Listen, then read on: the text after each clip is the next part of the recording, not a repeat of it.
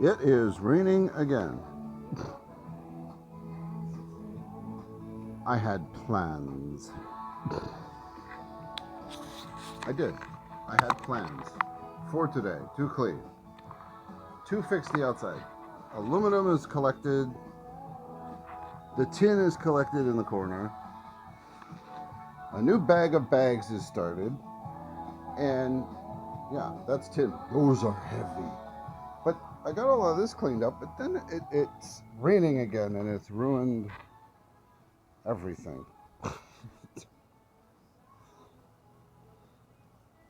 Hell, shit. Uh, oh, since I'm out here, I should check the level of propane on my hand or the tank. Good, we're still heavily in the green. Good. Yeah, I'm making my way back there to get the rest of that aluminum and get these weeds cut back. Get all this shit cut back. So yeah, trying to get all of this stuff done.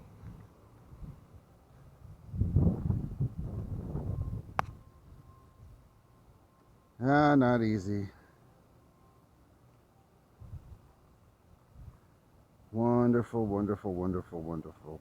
Rain, rain, rain, rain, rain. That's all it freaking does is rain.